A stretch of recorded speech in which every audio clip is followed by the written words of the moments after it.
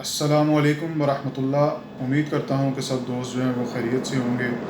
علامہ محمد اقبال حکیم الامت شاعر مشرق نے کیا خوب کہا تھا کہ یہ علم، یہ حکمت، یہ تدبر، یہ حکومت، پیتے ہیں لہو دیتے ہیں تعلیم مساوات، پیتے ہیں لہو دیتے ہیں تعلیم مساوات، کب ڈوبے گا سرمایہ پرستی کا سفینہ،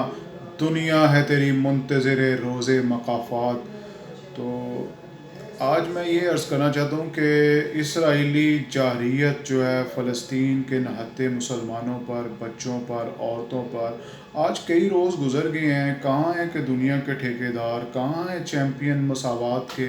اور ہیومن رائٹس کے چیمپئن، کہاں ہیں وہ جو جن کا پیمانہ جو ہے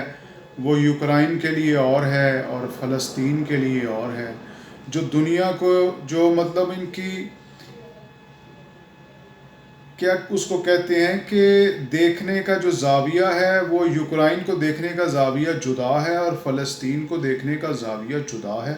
فلسطین اور یوکرائن میں ان کو جارحیت نظر آتی ہے، ظلم اور بربریت نظر آتی ہے، لیکن فلسطین میں ان کو جو ہے وہ کچھ بھی نظر نہیں آتا، اور جو ہے وہ دنیا کی سپر طاقت اور اپنے آپ کو بہت بڑے چیمپئن سمجھنے والے وہ جو ہے امریکی صدر جو آ کے وہ اسرائیلی صدر کے ساتھ جو ہے وہ کندھے سے کندھا ملا کے کھڑا ہو جاتا ہے۔ اگر کوئی مسلمان اس طرح جا کے جرأت کرے اور فلسطین کے ساتھ کندھے سے کندھا ملا کے کھڑا ہو تو پھر جو ہے وہ ان کے تیور دیکھنے والے ہوں گے، لیکن بات پھر وہی ہے کہ پیتے ہیں لہو دیتے ہیں تعلیم مساوات۔ ان کے نزدیک جو ہے وہ مسلمانوں کے کوئی حقوق نہیں ہے۔ مسلمان تو ان کی نظر میں جو ہے وہ دہشت گرد ہیں، خود جو ہے وہ انہوں نے جو ہے وہ عراق کو ادھیڑ کے رکھ دیا، انہوں نے جو ہے افغانستان کو جو ہے وہ تہہ و بالا کر دیا، انہوں نے شام کا جو ہے وہ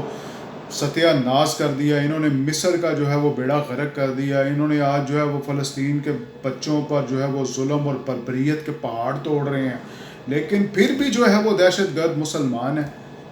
یہ مسلمانوں کو بھی سوچنے کی ضرورت ہے کہ پیتے ہیں لہو دیتے ہیں تعلیم مساوات۔